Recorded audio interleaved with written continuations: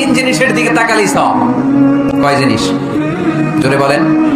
এক নাম্বার আন-নাযার ইলাল মুসহাফ, কোরআনের দিকে তাকালেই সওয়াব, পড়া লাগবে না, বললে তো সওয়াব আছে, তাকানো মাত্রই।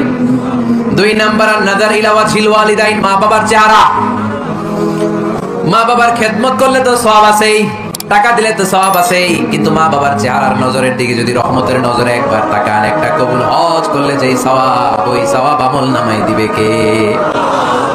তিনবার বললেন আল্লাহ রাসূল এই মায়ের কথা। কয়বার?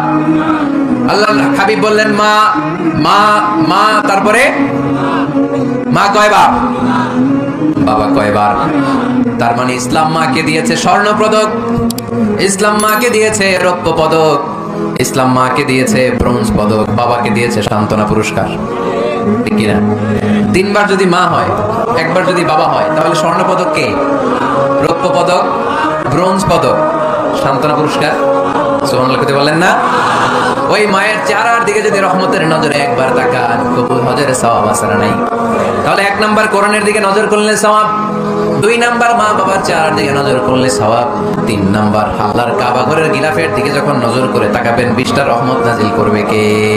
প্রতিদিন নামাজের আগে যে তোমরা ওযু করো, এই ওযুর পরে কেউ যদি পড়ে আশহাদু আল্লা ইলাহা ইল্লাল্লাহ ওয়া আশহাদু আন্না মুহাম্মাদান আবদুল্লাহি ওয়া রাসূলুহু, ওযুর পরে এই দোয়াটা প্রতিদিন যে পড়বে, কিয়ামতের দিন 8টা জান্নাতের যে কোনো দরজা দিয়ে ঢোকার অনুমতি ওই বান্দাকে আল্লাহ দিয়ে দিবে।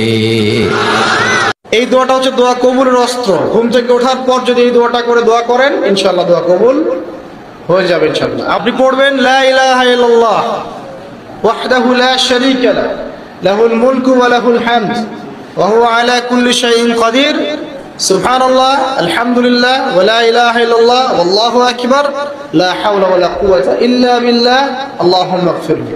এটা পড়ার পরে হাত তুলে দোয়া করেন, যা দোয়া করবেন তাই পাবেন ইনশাআল্লাহ। যাদের নামাজ পড়তে ইচ্ছা করে না, তারা এই দোয়াটি পাঠ করলে আল্লাহ তাআলা আপনাকে নামাজি বানিয়ে দিবেন, নামাজে উল্টাপাল্টা চিন্তা দূর করে দিবেন। দোয়াটি হলো আল্লাহুম্মা আইন্নি আলা যিকরিকা ওয়া শুকরিকা ওয়া হুসনি ইবাদাতিকা। প্লিজ সবাই শেয়ার করে দিবেন।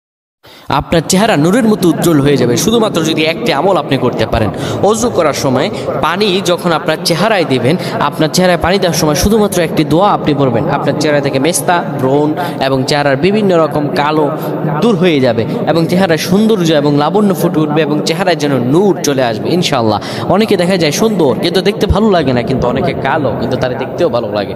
এটি হচ্ছে আল্লাহ তাআলার পক্ষ থেকে একটি রহম। চেহারা সৌন্দর্য বৃদ্ধি পাওয়া আল্লাহ তাআলা দোয়া কবুল করার মাধ্যম, চেহারা সৌন্দর্য বৃদ্ধি পাওয়া, গুনাহ মাফ হয়েছে এটার মাধ্যম। প্রিয় ভাইরা আমার, এটা অত্যন্ত গুরুত্বপূর্ণ আমল, সকলেই করবেন। যখন আপনি ওযু করবেন, ওযু করার সময় পানিটা যখন চেহারায় দিবেন, ওই পানির মধ্যে 3 বার পরে ফু দিবেন। আল্লাহু নূরুস সামাওয়াতি ওয়াল আরদ আল্লাহুম্মা ইগফিরলি, আল্লাহু নূরুস সামাওয়াতি ওয়াল আরদ আল্লাহুম্মা ইগফিরলি। এই দোয়াটি 3 বার পরে সেই পানির মধ্যে ফু দিয়ে পানিটা চেহারার মধ্যে লাগাবেন।